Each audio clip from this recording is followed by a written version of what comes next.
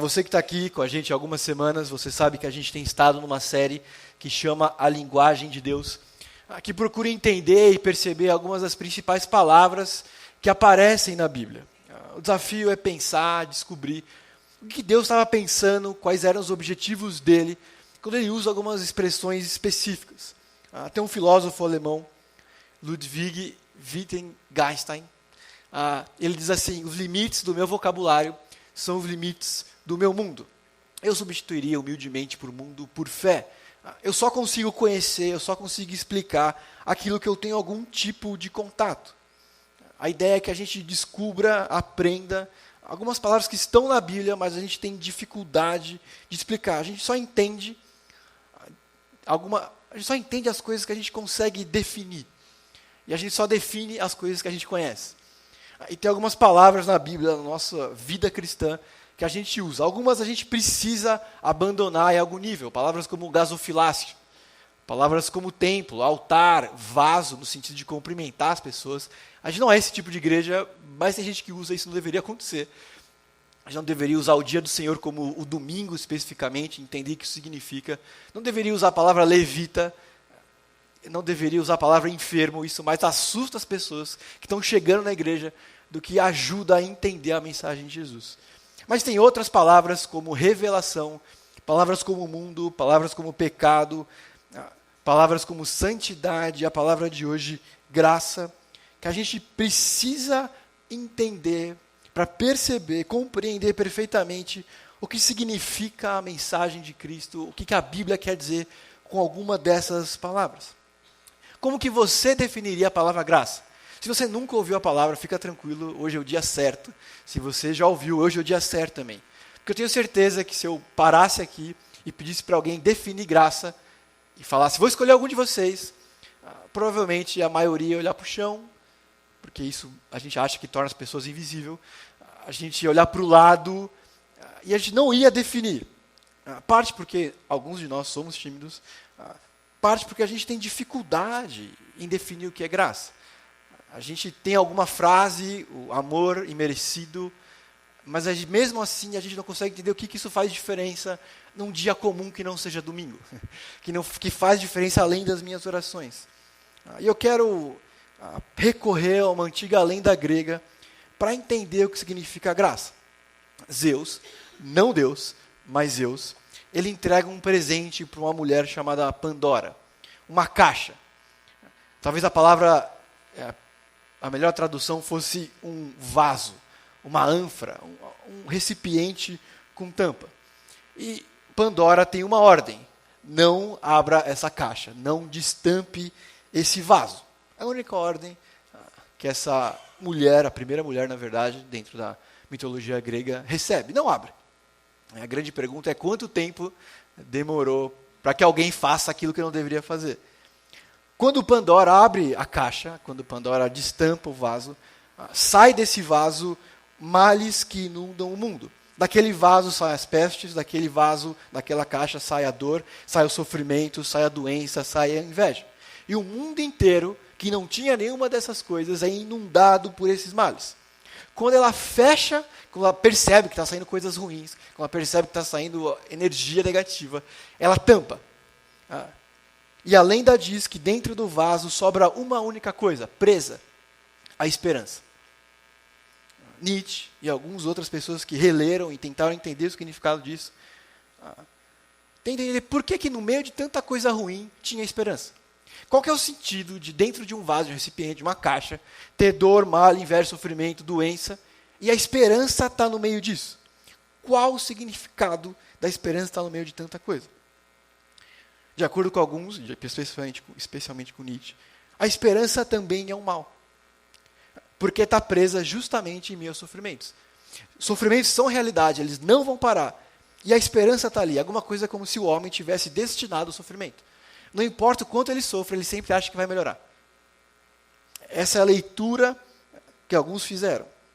Ter esperança é uma maldição, ela apenas prolonga o sofrimento. Não importa o quão ruim esteja, a gente meio sempre que acha que vai melhorar, que tudo vai dar certo. Esperança, portanto, é uma ilusão. Há uma outra versão, uma versão paralela, nessa caixa tinha tudo de bom. Amor, bondade, paciência, misericórdia, escolha uma característica. E quando Pandora abre essa caixa, tudo vai embora. Tudo se perde no universo. Nada fica na Terra, só fica a esperança. Mesmo sentido. Inverte, mas fica dentro do mesmo campo. A esperança como alguma coisa vazia. A esperança como uma coisa inócua, que não resulta em nada. Que é só esperar, é pensamento positivo como tática. Vai melhorar. Por quê? Porque vai melhorar. Porque ela não acaba com o mal. A esperança, na verdade, abandona a gente numa perseverança falsa. A minha pergunta é: que tipo de esperança é essa que não muda nada? Que tipo de esperança é essa que nos abandona em um mundo sombrio? Que tipo de esperança é essa que joga a gente em uma realidade de uma busca sem fim? Que nunca vai encontrar nada, é de mal em mal, esperando que a próxima coisa que vier seja boa. Minha proposta hoje, a gente vai tentar entender o que é graça, é que graça tem a ver com uma verdadeira esperança. Algo que dá sentido e objetivo para a vida. Não é alguma coisa que a gente espera que vai acontecer, mas nunca alcança. E não é alguma coisa que a gente nunca vai alcançar, que não se perdeu. Minha proposta hoje é tentar entender o que significa graça para mim e para você hoje. Deixa eu tentar continuar a descobrir o que não é graça. Bonhoeffer, eu vou tentar falar um pouco mais dele mais para frente, que eu vou citá-lo de novo. É um pastor, na metade do século passado. Diz assim: o que não é graça. E aí ele chama de não graça, a graça barata. A graça barata é o que dispensamos a nós próprios. É alguma coisa que a gente cria e que a gente dá para a gente mesmo. A graça barata é a pregação do perdão sem arrependimento. É alguma coisa hipócrita. Graça barata é o batismo sem a disciplina de uma congregação. É viver sem correção, sem autoavaliação. É a ceia do Senhor sem a confissão de pecados. Eu gostar de símbolos, respeitar coisas, mas não levá-las a sério o suficiente para que transforme a minha vida. É a absolvição sem a confissão pessoal. Eu livrar a minha consciência. A graça barata é a graça sem discipulado, sem relacionamento. É a graça sem a cruz. A graça sem Jesus Cristo encarnado. Graça não é independência pessoal. Ela nos rende. Ela insere a gente num relacionamento com e dirigido por Deus, em direção a outras pessoas. A graça não me faz alguém solitário. A graça não gera hipocrisia. A graça não torna eu dono de mim mesmo, porque eu já fui perdoado, porque Deus é gracioso, então eu faço o que eu quero. A graça é uma mensagem de autoavaliação. Graça não é libertinagem. Graça nos conduz a uma nova vida de novas decisões. Eu não sou livre para fazer o que eu quero, quando eu quero, do jeito que eu quero, com quem eu quero. A graça me dá um novo direcionamento de vida. A graça não nos faz indivíduos, nos faz pertencentes a uma comunidade. É impossível entender a graça de forma individual. Graça nos insere em uma comunidade de fé. Eu não posso ter relacionamento com Jesus e não ter relacionamento com aqueles que são dele. Graça não anula verdades complexas, explica temas divinos. Não, eu não preciso entender, isso é muito difícil, o que importa é a graça de Deus, porque Ele perdoa. Não, a graça nos ajuda, na verdade, a entender coisas que são difíceis. Graça não é maior que a obra de Jesus. Ela conecta verdades. A graça nos salva, mas ela só nos salva por tudo que Jesus fez. Eu não posso entender, aceitar a graça de Deus, a gente vai entender o que é graça, e rejeitar e falar, cara, Jesus não era Deus, não era o verdadeiro Deus, não era alguém que pode salvar, alguém que existiu, um personagem da história real. É importante entender e definir a graça, porque se a gente não conseguir, isso vai limitar a nossa experiência como discípulos de Jesus. E de novo, a nossa ideia não é aprender conceitos, a nossa ideia não é sair daqui aos domingos à noite e saber o que é graça, revelação, mundo, pecado, justificação. É saber o que isso faz diferença na minha vida, para que eu possa crescer como discípulo de Jesus. A graça é tão importante que as cartas do Novo Testamento não começam com o tradicional olá, salve, como as cartas antigas, clássicas. Começa com graça e paz. Começa com graça, misericórdia e paz. E não termina com adeus. Até logo, nos vemos em breve. As cartas terminam com a graça do Senhor Jesus esteja com vocês. A graça é tão importante que começa os livros do Novo Testamento e a graça é tão importante que termina. E aí cabe uma pergunta importante. A graça de Deus aparece no Antigo Testamento? Sim. Senhor, Senhor, Deus compassivo e misericordioso, paciente e cheio de amor e de fidelidade, que mantém o seu amor a milhares e perdoa a maldade, a rebelião e o pecado. Meu versículo favorito, Salmo 103, 10 e 11. Ele, Deus, não nos trata conforme os nossos pecados, nem retribui conforme as nossas iniquidades. Pois como os céus se elevam acima da terra, assim também é grande a sua graça para com que os temem. Graça é a intervenção de Deus no dilema do pecado humano. Graça perdoa, graça vence a rebelião e o pecado. As 3 principais palavras para graça no Antigo Testamento aparecem aí: misericórdia, compaixão e amor. A graça vai de capa a capa da Bíblia, falando de um Deus que intervém com piedade sobre nós. E não confunda a piedade do jeito que a gente entende piedade. Do jeito que a gente olha para alguém numa situação difícil e fala, olha que pena. Mais ou menos quando a gente está vendo um jogo de Copa do Mundo, um time que é mais fraco, vai até o final, se esforça, perde e eles começam a chorar e a gente fala, talvez com a Alemanha, não. Mas de forma geral a gente olha e fala, que pena. Os caras foram até o final. E a gente sente um tipo de compaixão, mas é uma compaixão que não nos leva a qualquer tipo de ação. É só uma tristeza de química. Seres humanos sofrendo que se esforçam, porque a gente se vê neles. Mas quando a gente pensa em graça e piedade de Deus, é um engajamento ativo dele. Ele se sente e se obriga a mudar a minha e a sua história. Na sua plena liberdade, Deus decide, por incrível que pareça, que ele não vai existir na eternidade sem os seus, sem os seres humanos. Graça de Deus é a decisão de Deus de tornar as nossas falhas dele. Graça é a decisão de Deus de pegar o mal e falar, o mal que você pratica é minha responsabilidade. E ele decide pagar o preço por essas falhas. Jesus se faz maldito. Ele recebe todas as nossas falhas. Esse é o principal texto que a gente usa, lê e lembra quando fala sobre graça de Deus. Todavia, Efésios 2, 4 ao 8. Todavia, Deus que é rico em misericórdia, pelo seu grande amor que nos amou, deu-nos vida juntamente com Cristo, quando ainda estávamos mortos em transgressões. Pela graça, vocês são salvos. A primeira anotação, a primeira ideia sobre graça é uma bondade imerecida, é a condição de toda a humanidade. Mas Deus interrompe isso. Por natureza, Deus é amor, e o amor existiria mesmo que não houvesse gente imperfeita, não houvesse seres humanos. Mas quando esse amor é direcionado aos pecadores, surge a graça. Há um profundo desejo no coração de Deus que as pessoas sejam restauradas. Pensa na primeira história da Bíblia. Pensa no comecinho das nossas falhas.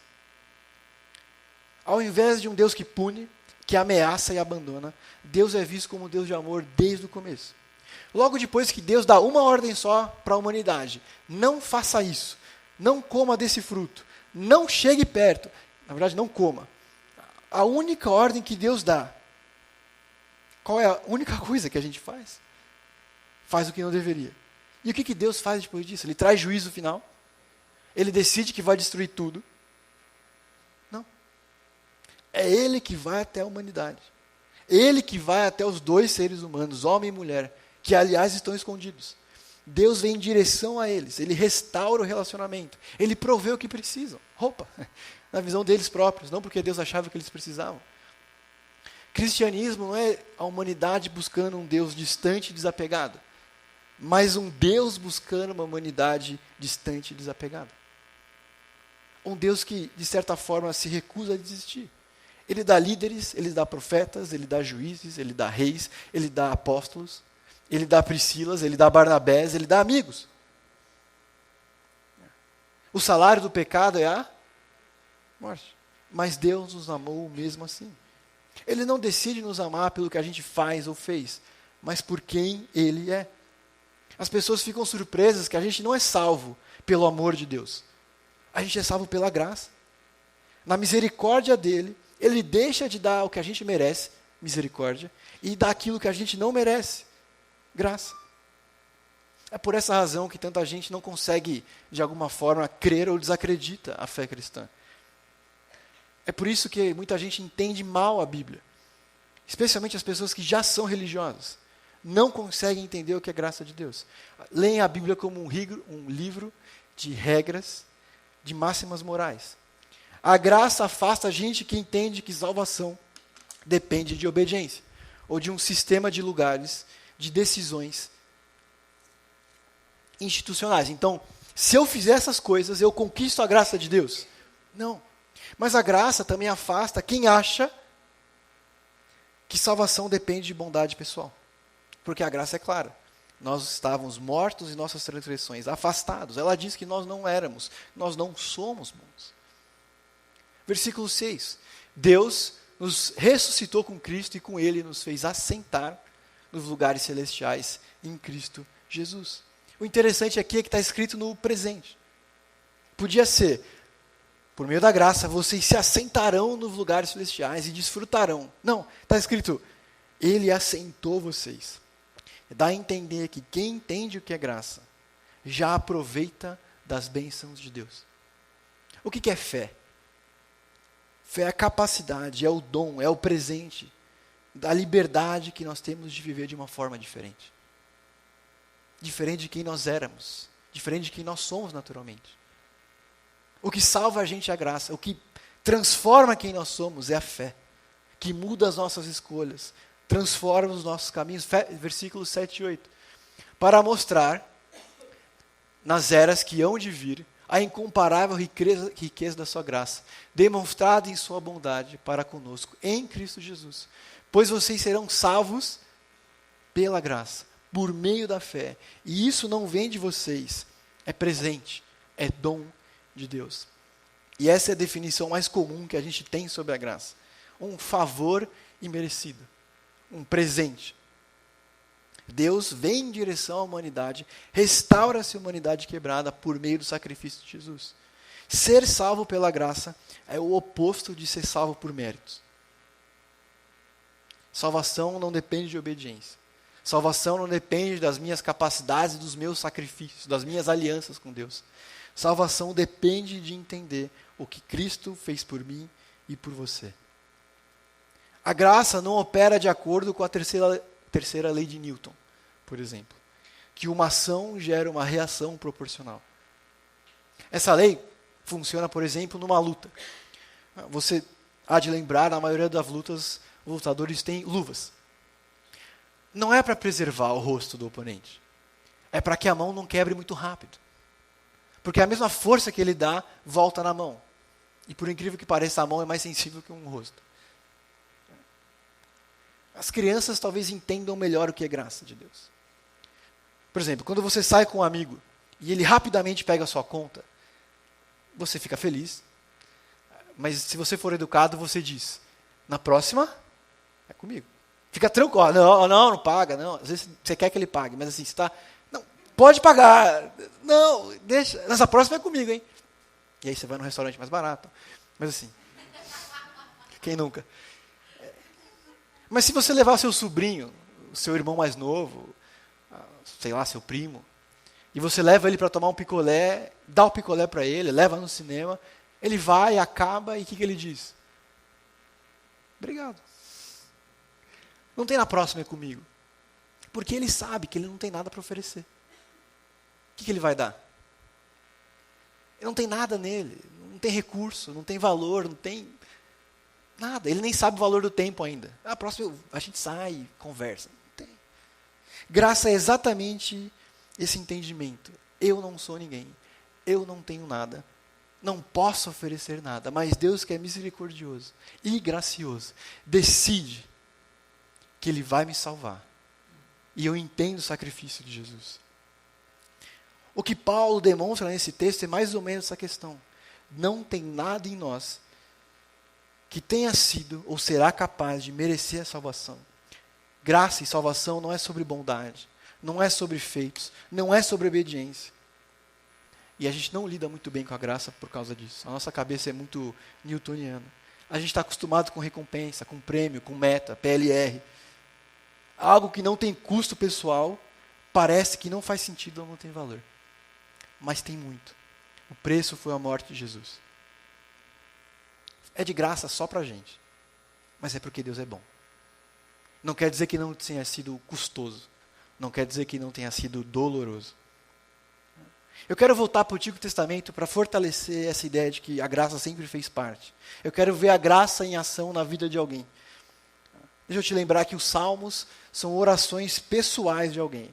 É a principal forma, é a forma mais clara de como Deus é visto e percebido pelos homens. E como Deus lida com as lutas das pessoas. Eu não quero falar tanto do que a graça é, porque a gente já viu em Efésios. Eu quero falar de como ela é.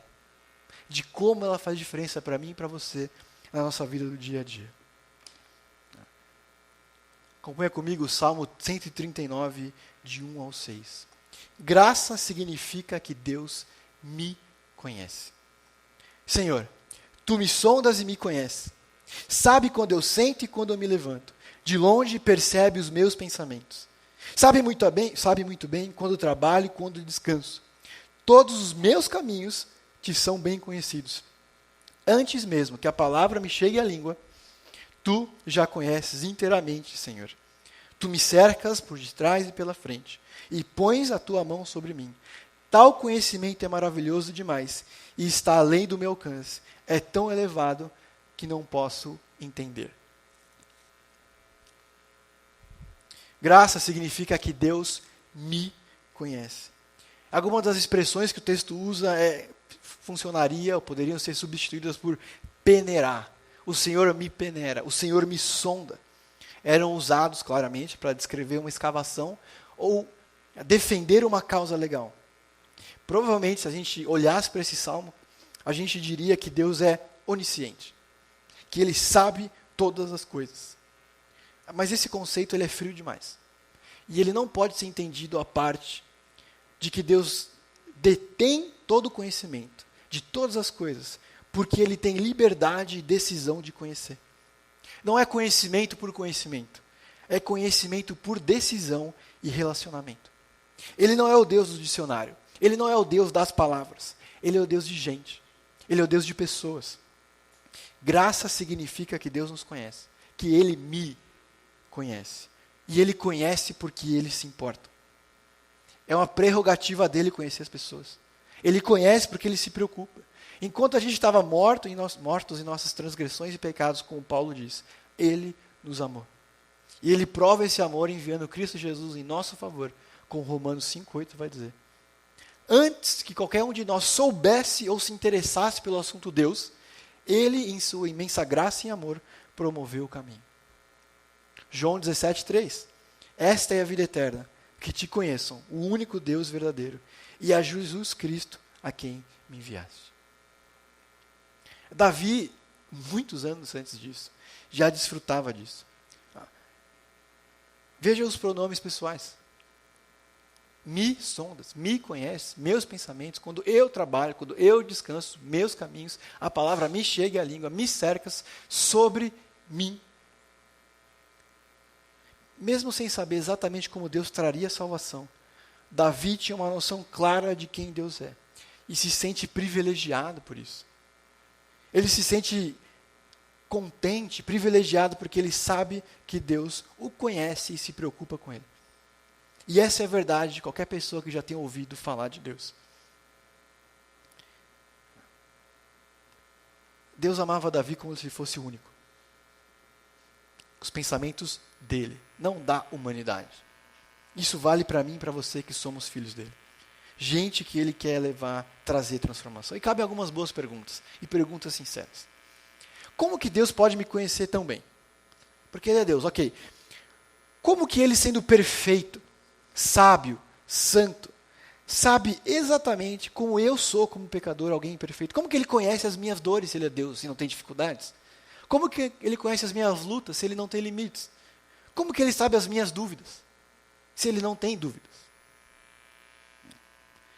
Isaías 53, 4 e 6.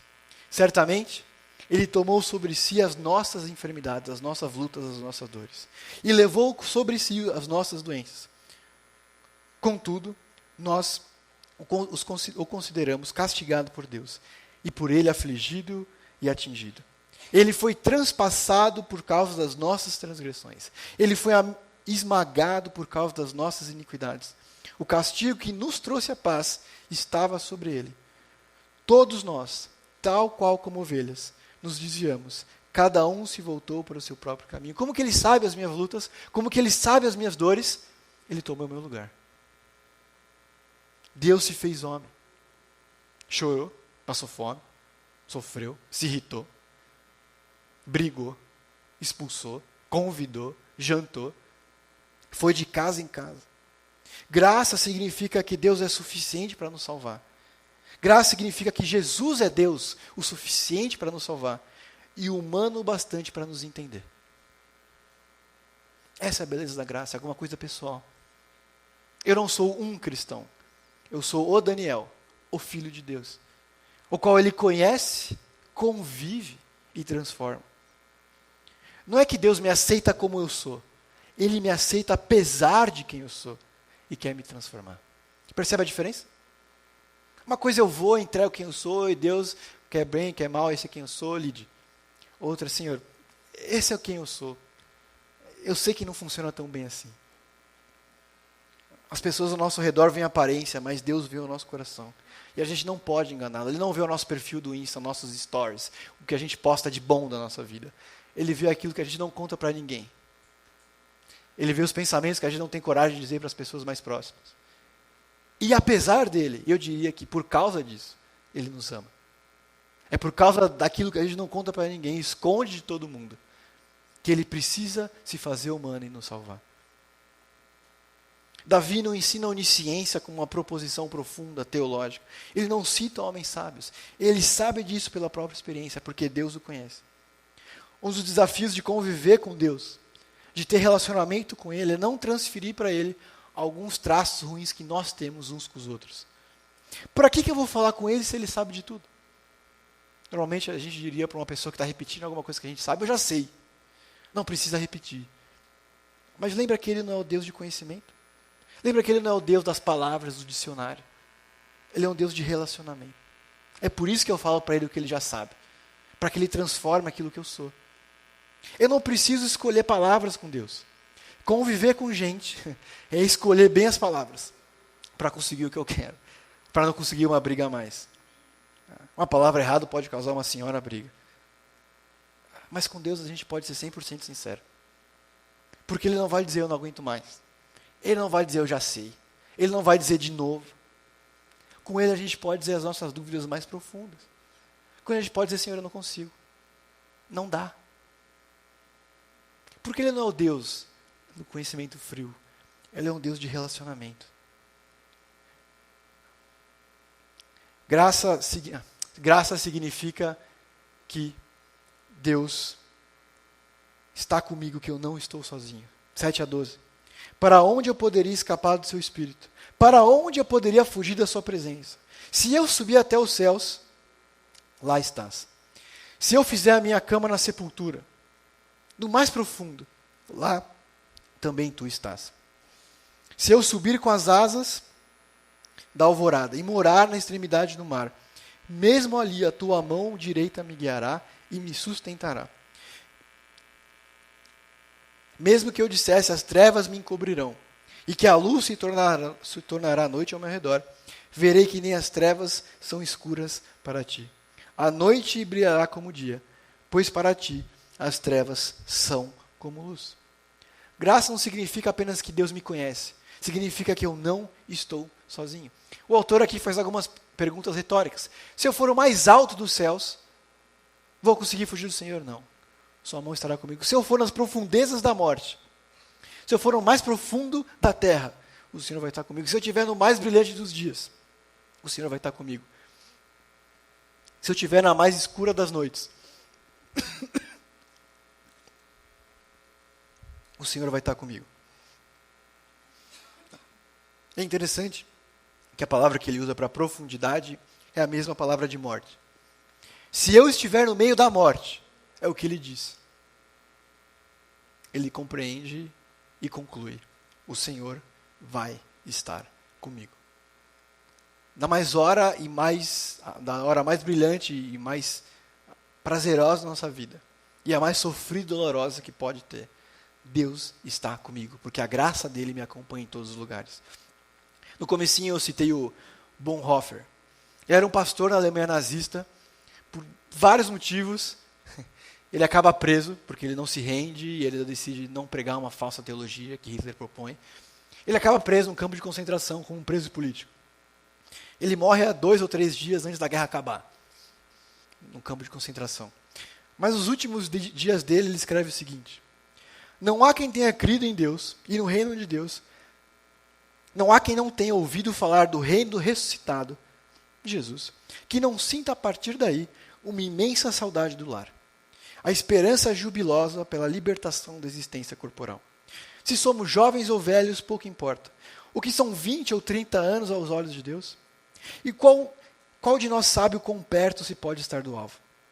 A vida realmente só começa quando a nossa vida aqui na Terra termina. Tudo o que está aqui é somente um prelúdio antes da cortina de se fechar. Medo de pensar na morte? A morte só é assustadora para quem vive assustado e com medo dela. A morte não é selvagem e terrível, desde que nos mantenhamos calmos e nos agarremos à palavra de Deus. A morte não é amarga, caso nós não nos tornemos amargos. A morte é a graça, é a maior dádiva de um Deus que presenteia as pessoas que creem nele. A morte é suave, a morte é doce e branda. A morte nos acena com poder celestial, desde que percebemos que ela é o portão de entrada da nossa terra natal. O tabernáculo da alegria, o reino da eterna paz. Como sabemos se a morte é alta e terrível? Se a nossa fé não transformar a morte é o inferno. É a noite, é o frio. Mas justamente isso que é maravilhoso. O fato de podermos transformar até a morte. O que mais assusta? O que causa mais dor? Por que a gente é tão desesperado por fazer coisas que nos deem prazer? Porque a vida pode acabar. O que a graça propõe? O que Bonhoeffer, um homem de Deus, propõe? Que sabia que ia morrer. Que a esperança dele era a verdadeira esperança, não a esperança de viver. O que ele propõe é a verdadeira fé e a verdadeira graça transformam até a morte.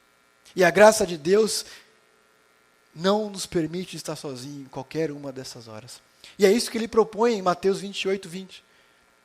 Eu estarei com vocês até o fim dos tempos. Essa é uma afirmação significativa para mim e para você. Significa que tudo que a gente faz está ligado com isso.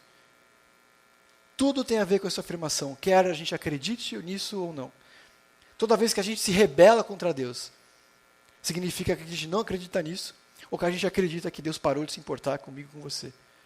Não importa se eu percebo a presença de Deus, ela é real e presente em todos os momentos. Uma das razões que a gente sofre tanta solidão é porque a gente rejeita uma das verdades mais fundamentais. Não é bom estar só. Tanto é que uma das principais perguntas que você vai ouvir ou já se fez é: eu preciso mesmo participar de uma igreja para ser um discípulo de Jesus? Eu preciso mesmo participar de uma comunidade de fé para ser cristão? Já que o Espírito Santo habita em mim, eu já fui salvo pela graça e Deus perdoa tudo o que eu faço? A gente começa a usar versículos para justificar as nossas coisas. A resposta curta é sim. Você não pode se chamar cristão e rejeitar a igreja. Não porque a salvação está na igreja. Não. Não porque a salvação está nesse prédio aos domingos. Mas porque foi o próprio Cristo que estabeleceu a igreja. Foi por ele e por causa dele que ele diz que a graça seria conhecida por meio da igreja.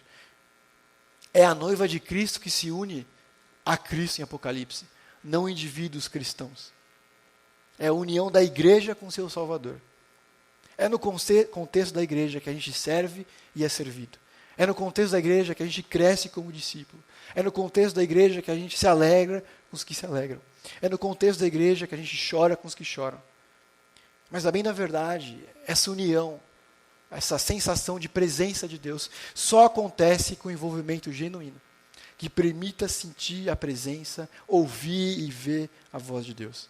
É por isso que, mesmo dentro da igreja, tem tanta gente que se sente só, porque não tem um relacionamento sincero e profundo com aquilo que a gente chama de igreja, que não é esse prédio. Se a gente fosse chato, muito chato, na verdade, inconveniente, o ideal não seria eu vou à igreja, seria eu vou me encontrar com a igreja. Porque isso aqui é só um prédio. Se derrubar, tanto faz.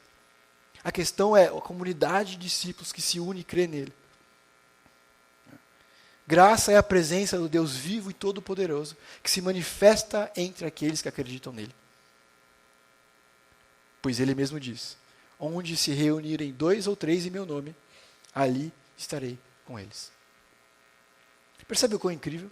A presença do Deus Todo-Poderoso é manifesta pela união de seres humanos, mortais e limitados. A gente experimenta a solidão porque a gente esquece da missão de Jesus, que era nos reconciliar com Deus, verticalmente, mas também reconciliar horizontalmente. Que a gente parasse de lidar com as pessoas de acordo com o que a gente acha que deve, mas pelo amor que Ele nos ensina a ter. De novo, se a gente lê o versículo, talvez alguém usasse a palavra onipresente. Deus está em todos os lugares. Mas, de novo, Ele está em todo lugar. Mas, de novo, Ele está em todo lugar porque Ele se importa. Ele está em todo lugar porque Ele escolhe se relacionar presencialmente com todas as pessoas. Senão, Deus é só um Big Brother, que sabe de tudo e está em todos os lugares, vê todas as coisas. Ele é só um grande irmão que controla e determina o rumo. Não. Ele é alguém que escolhe estar com as pessoas. Deus não precisa da minha oração. Sou eu que preciso dela. A oração me aproxima de Deus, revela a minha dependência, a minha fome e a minha sede dele, do reino, da pessoa que ele é. A oração muda principalmente a mim, a minha visão de Deus, do próximo e das circunstâncias. É um privilégio ao invés de medo. Deus é imutável, nada que eu faça vai torná-lo ele mais completo, feliz, satisfeito, maior, mais santo. Ele é imutável. Mas imutável não significa que ele é indiferente. Ele se importa tanto que está em todos os lugares, em todas as circunstâncias. Do mais alto dos montes ao mais profundo dos males. Da treva mais escura, que eu não vejo esperança, à mais prazerosa das situações. Graça significa que Deus está comigo, que eu não estou sozinho em nenhuma circunstância. Para a gente encerrar. Graça significa que eu tenho um propósito. Tu criaste o íntimo do meu ser e me teceste no ventre da minha mãe. Eu te louvo porque me fizeste de modo especial e admirável. As tuas obras são maravilhosas. Disso eu tenho plena certeza. Meus ossos não estavam escondidos de ti, quando eu fui em secreto formado e entristecido nas profundezas da terra.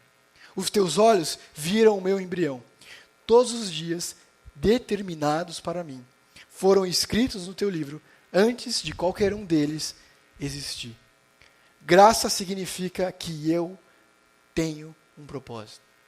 Graça significa que a minha vida existe por um motivo. Davi aqui fala de um profundo envolvimento de quem Deus é. Ele não está dizendo o quão incrível ele é porque Deus se importa com ele. Mas o quão incrível Deus é porque se importa com alguém tão pequeno quanto ele.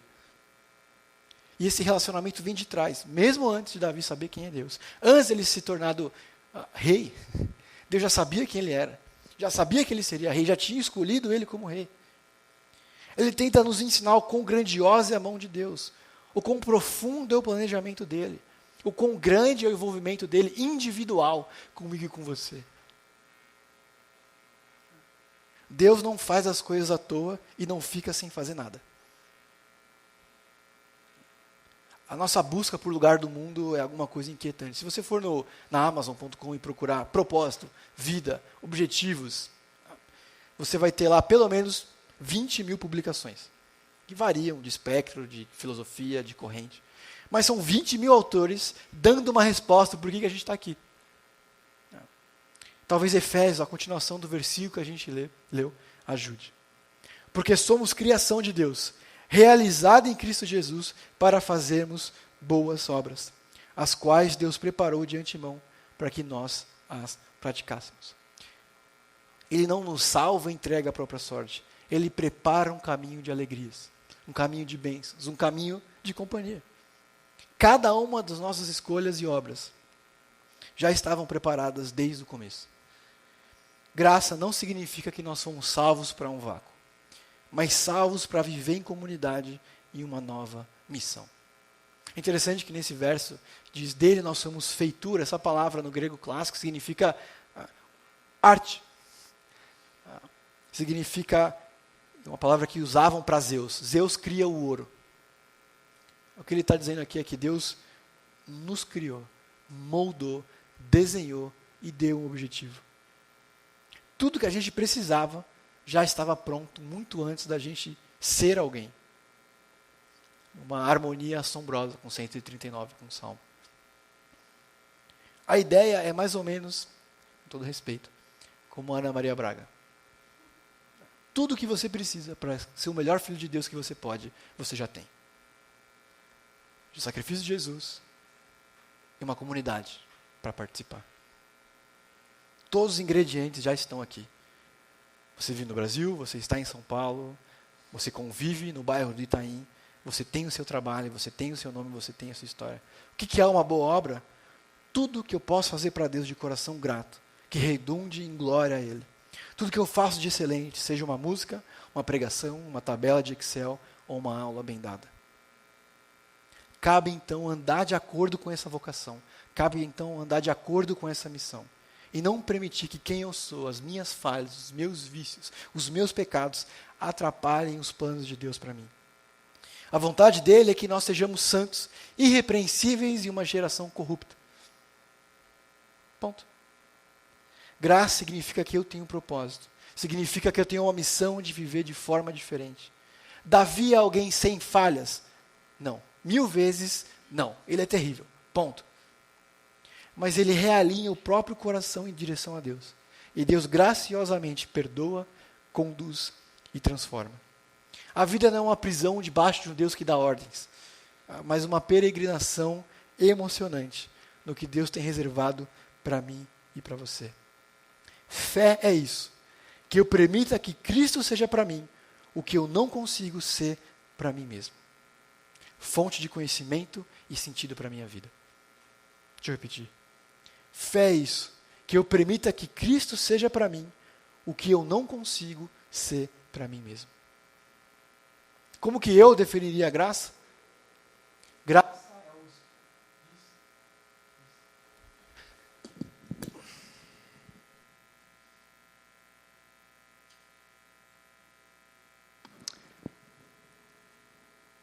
Graça é o desproporcional e constante amor de Deus.